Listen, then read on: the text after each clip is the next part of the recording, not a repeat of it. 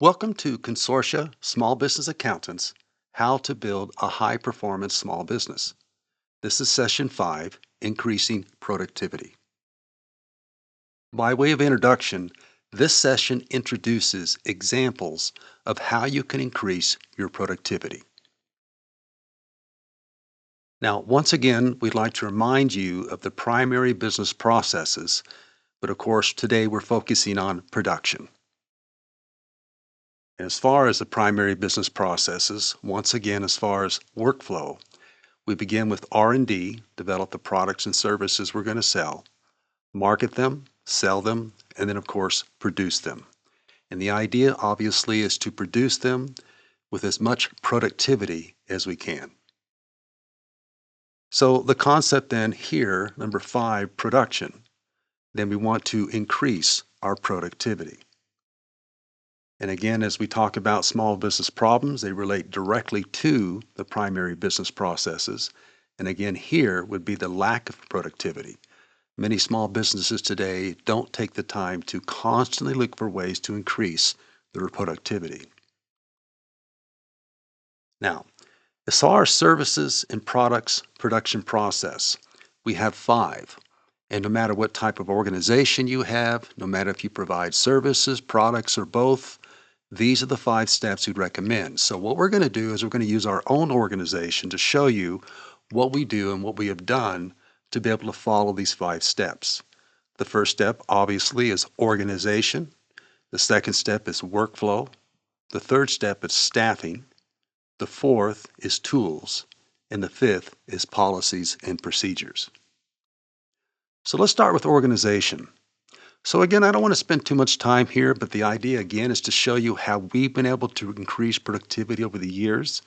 So we start with our services and products, and obviously we break them between services for that workflow and products for that workflow.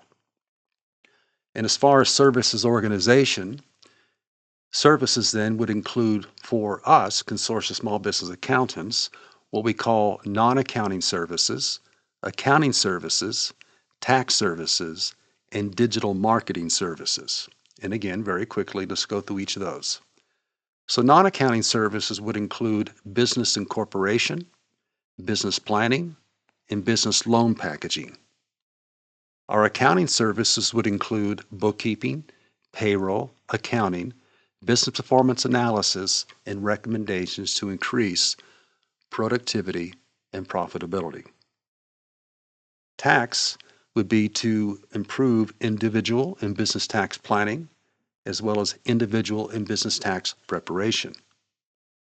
And again, as far as our digital marketing, first is the digital channels we're going to use for the marketing, and then we develop a website, host it, maintain it, and then we, of course, produce videos. Now, again, these are the services we offer. These are the things we do for our clients.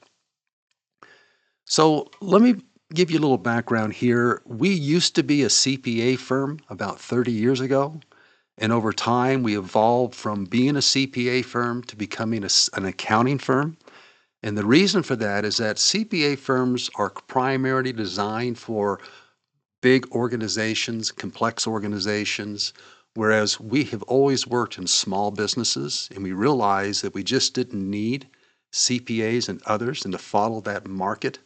And so, as you'll see here, we've gone through and produced what we believe to be a better way of providing accounting services, but not necessarily following the traditions of a CPA firm. So first of all, in a CPA firm, you typically have a partner or partners, and then you have managers or manager, and then you have staff.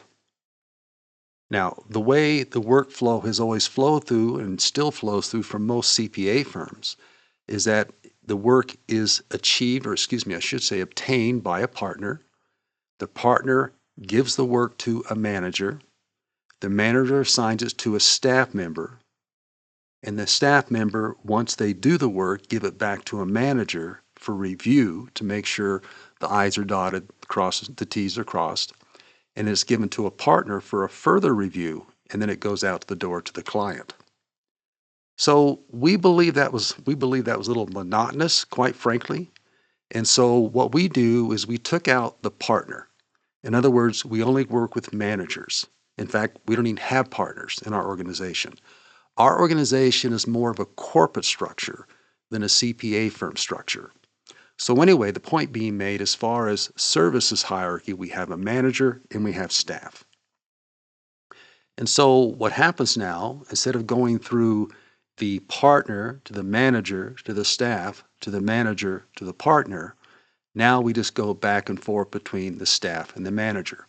The manager assigns the bookkeeping, payroll, tax, whatever the case may be, to the staff. Staff completes the work, and the manager, of course, reviews it, dots the I's, crosses the T's, and it goes out the door. As far as consortia services hierarchy, we do have within that framework a senior manager, a junior manager, a senior professional, and a junior professional. And as we hire new professionals, they always start on a junior level. And so once upon a time, our senior professionals were junior professionals. And now what they're doing is they're training and they're, in a sense, overseeing and supervising a new junior. And of course, a senior professional eventually would move up to a junior manager and then eventually to a senior manager. So the idea is that you go from junior professional, junior manager, senior manager, as far as getting more work, expertise, so on and so forth. Now, as far as CPA firm accounting and tax staff, one of the things that helped us tremendously, and I'll show you the results here in a second, and that is, again, many CPA firms believe that they need to hire CPAs, which in a sense they do. And so what happens when somebody becomes a CPA, they go get their education, they take and eventually pass a CPA exam.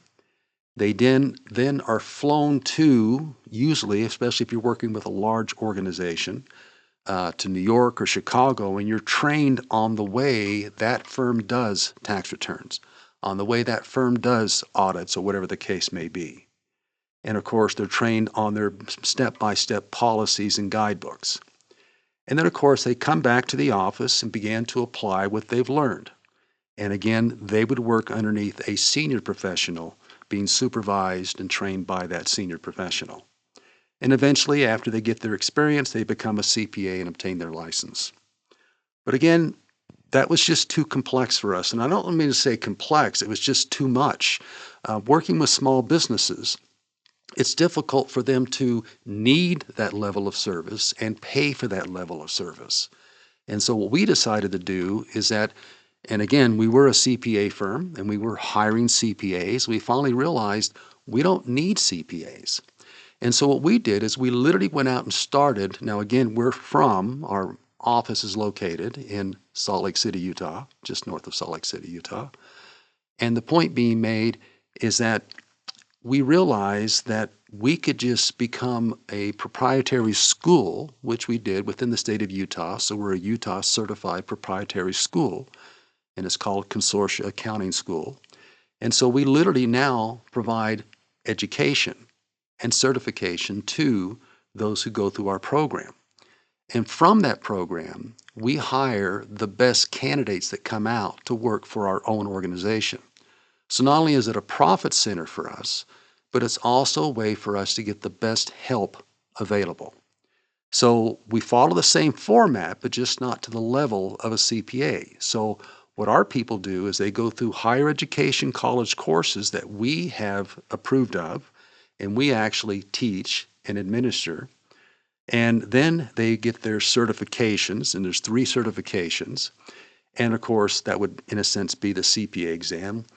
And then, of course, we provide training for them. And then we provide them our policies and procedures guidebooks. For example, they're going to be doing our bookkeeping. They would go through our Bookkeeping with QuickBooks Online guidebook.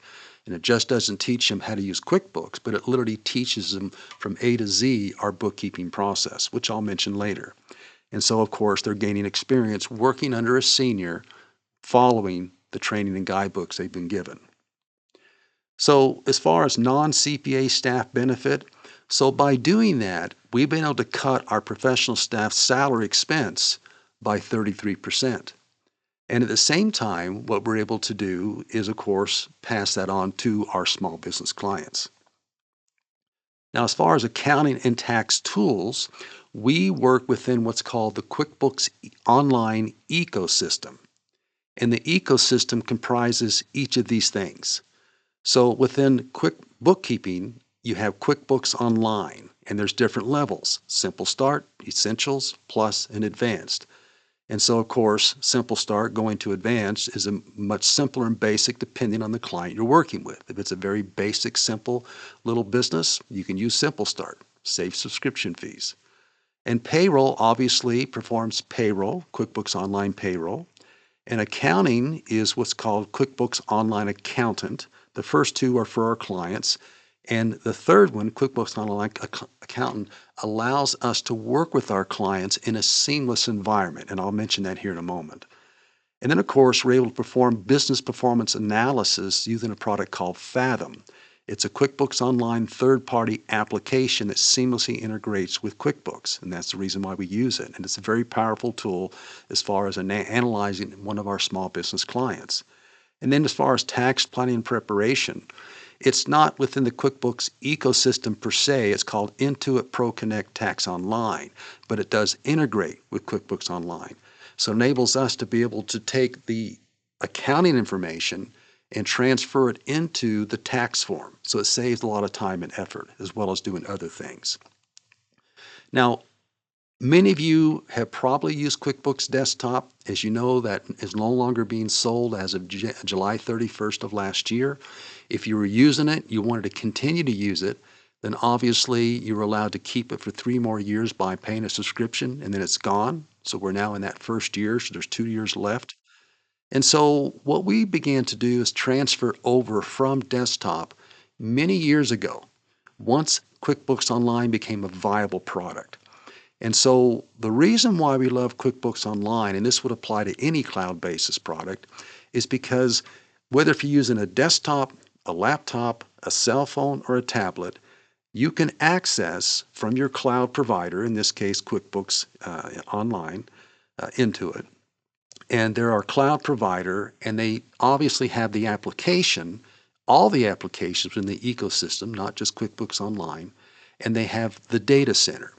So in other words, no matter where I am in the world, as long as I have internet access, and it doesn't matter if I have my desktop, laptop, cell phone, whatever, I'm able to access the application and the data from anywhere in the world. Now, the beautiful thing, of course, is that our clients have the same benefit. Now, again, most of you are familiar with cloud computing and the benefits of it, although we still find there are some people still on QuickBooks Online and still struggling. So that's the reason why we talk about those benefits. And to add to that, the additional benefits of cloud computing is, number one, safe storage. You never lose data to hardware issues or disasters. Ease of access. Access the application and the data at any time and from anywhere with an internet-connected device, as I mentioned. Shared access. Share your application and data with associates or clients. Up-to-date software. When you access cloud software, it's always the newest and latest version. And as far as maintenance, there's little to no maintenance or hardware cost. Now, again, I'm not trying to convince you to do everything on the cloud. I'm just pointing out to you, these are the things that we've done to be able to give our clients more for less. Consortia QuickBooks Online Accountant. So we use Online Accountant mainly to benefit our clients, but there's 3 things that we do just for your information. Number one, we're able to perform our own bookkeeping, payroll, accounting, business analysis, and tax preparation. So for our organization. Number two, we perform our clients' bookkeeping, payroll, accounting, business analysis, and tax preparation. And number three, it enables us to manage, support, and supervise our accounting and tax teams, all within QuickBooks Online. So for your information, that's why it's such a powerful tool. So it's just not for you, meaning being able to access your information at any time from anywhere, but it has a lot of seamless integration. So for example, if I were to pull up my QuickBooks Online Accountant, I would just I would just click the download menu, and click the client I want to work with, push their name, poof, I'm now in your books. I can communicate with you. You can see the information. I can talk about the information. It's just a wonderful tool that's been able us to better serve our clients. Consortia accounting and tax system. And so again, the concept is that we set up your books, we set up our practice, and new clients set up workflows. And so again, with QuickBooks Online, the reason why we love it is because we're able to, again, assist our clients better, assist ourselves better as far as practice, that is working with our team within QuickBooks Accountant. At the same time, new client setup workflows. I wish I had time to explain that to you, but we'll talk about it momentarily. But the idea is that we set up workflows so that everybody in the team is being trained on our guidebooks, on our workflows. They know how everything works, what's the first step, what's the second step. And so those workflows, as we have it now built in within our accounting software application, it makes us much more efficient. So as far as setup tools, and I mentioned this to you because whenever we pick up a new client, we try to pass some of these features on to them. So for example, if you were a new client of ours, especially if you were a new startup business, okay, we want to make sure you know certain things. Number one, we're using QuickBooks Online Accountant, and again, it gives us the opportunity to access your books anytime, anywhere, okay, and us be able to communicate with you as well. QuickBooks Online Payments. And so now these are basically the benefits to you. So you do benefit from QuickBooks Online Accountant by the way we communicate back and forth. For example, if you have a question and you need us for support, we can get right on there and we see what you see. And we can tell you exactly, what needs to be done, at least as far as answering your questions, etc. But what you may or may not, and you may or may not be aware of these things, and that's the reason why I take a moment. But QuickBooks Online Payments is if you use accounts receivable. And so not only can you send out an invoice, but you can send out an invoice with your customer, giving them the ability to pay the invoice with a credit card and e-check online. So you don't have to go through the old way of sending out the invoice. They cut a check, they send it back to you. So it's convenient for you and it's convenient for them. So one of the things we recommend if you do collect accounts receivable is that you would set it up, we would set up for you with the QuickBooks Online Payments, giving people, and just so you know, you get paid faster if you do that. Number 3, we use Stripe. So for those of you who use e-commerce, Stripe has seamless integration with QuickBooks Online, and it's a very, very powerful solution. Number 4, QuickBooks Online Payroll. So once again, all your payroll information is right within your QuickBooks Online. And so anything you want to access as far as information, anything you want to input, you can do it, that is from a payroll standpoint, with your QuickBooks Online because they're all together.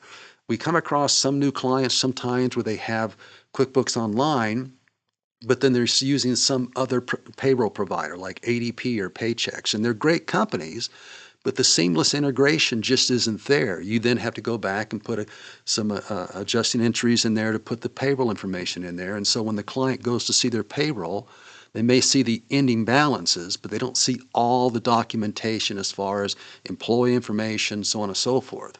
And so this way you have everything within your accounting tool, or I should say your bookkeeping tool, accounting tool, and payroll is all there. Okay, as far as 5, company online bank accounts. Now, again, we always recommend, and I apologize, most of you know this, but for those of you who are newer, we want to always make sure you understand that you need to have a bank account exclusively for your business. Don't ever use your personal business. Always separate personal and business. So you have a personal checking account or a bank account, and you would also have a business one. Business transactions flow through your business account. Personal transactions flow through your personal account. Saves a lot of time and headache down the road. Number 6, company credit cards. We always recommend that not only do you have a checking account, but that you also have a credit card. Now, as you notice here, it doesn't matter if it's technically a business credit card or a personal credit card. The most important thing is that you separate, this is my business credit card, this is my personal credit card. And again, only personal things are your personal card, only business things are your business card. And there's so many benefits, and we'll talk about this in other presentations that we do. In fact, next week we'll kind of hit more on this. But the reason, and just so you know, it used to be that most people wrote checks and used a few things for credit cards. These days, literally 100%, or at the very worst 99% of your transactions that you owe should be paid by your credit card and not by checks. Checks are a pain, okay, whereas credit cards are easy. And so that's why we say to do that. But more importantly, we would always advise you to make sure that you get a good reward credit card. For example, as we mentioned to you, we're out of Salt Lake City, Utah. We have a Delta hub here. We travel a lot.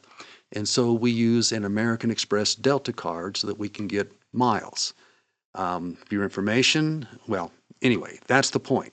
And so when you use a business to pay for all your bills with a credit card, they add up, and you get a lot of benefit to those rewards that you receive.